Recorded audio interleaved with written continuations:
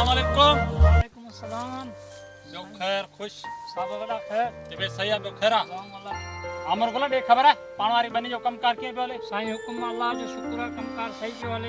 हां अमरे तो हाणे जेतरा डी मुझे बनी में कम कयो सो कयो मुंशे के समझा छडियो तो हिसाब किताब क्लियर करे छडिया है हाणे तू जो सो अज खां तू पंजा जो सो सामान खणी वण तो के इजाजत आया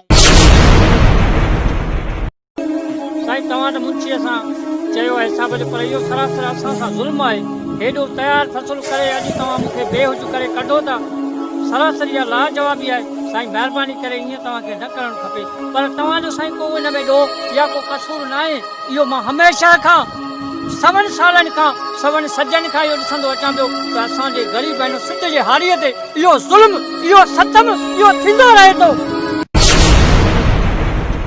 पर ख़ुदा रा ज़मींदार साहब तव्हांखे इहे न करणु खपे। तव्हां कुझु रहम करियो मुंहिंजे ख्यालु करियो मुंहिंजे बचनि ते रहम करियो। ज़मींदार साहब अलाह तव्हांजे दिलि में रहम ॾे। तव्हां बि कुझु अहसासु करियो मां बि हिकु सुंद जो ग़रीब ऐं मिसकीन हारी आहियां। महिरबानी करियो तव्हां अलाह खे मञो तव्हां मां मिसकीन जो ॿाहिरि करियो। साईं तव्हां साहब आहियो तव्हां खां सवाइ ॿियो असांजो को वसीलो न आहे को हाल न आहे।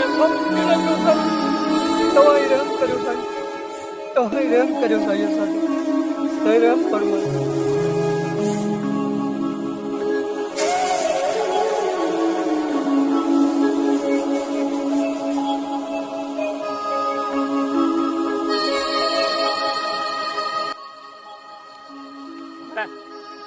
मुझे माफ कर यार मुझे माफ कर मुझे गलती से यार तो माफ कर यार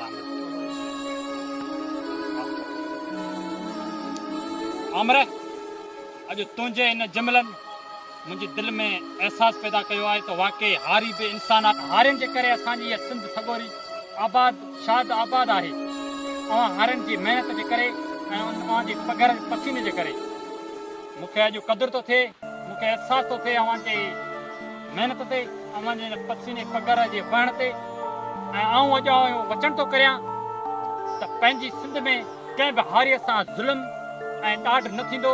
हर हारीअ खे मुंहिंजी जिते पहुचाए इहो ई तो वचन करियां त हर हारीअ मिसकिन ग़रीब खे पंहिंजो हक़ ॾियारींदुसि ऐं उन सां इंसाफ़ कंदुसि।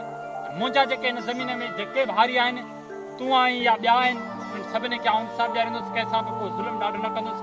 ऐं मुंहिंजा जेके ॿिया ज़मीनदार आहिनि भाउर आहिनि जेके जिन सां मुंहिंजो 24 घंटा वास्तो आहे ज़मीनदारनि सां उन्हनि खे बि चवंदुसि त बालारा महिरबानी करे ग़रीब हारी पंहिंजा बच्चा आहिनि उन्हनि खे बचनि वांगुरु जेको संभालियो ऐं उन्हनि खे माफ़ु कर मूंखां ग़लती थी जेको सो पंहिंजी मगरूरीअ जे करे तव्हांखे ग़लति फ़हमू सम्झो हारियुनि खे पर मुंहिंजे माफ़ु कर। इंशाअल्लाह आईंदा कंहिं बि हारीअ सां तोसां न ई कंहिं ॿिए सां ईअं ई मगरूरीअ सां ईअं स्टार्ट सां ॻाल्हाईंदुसि।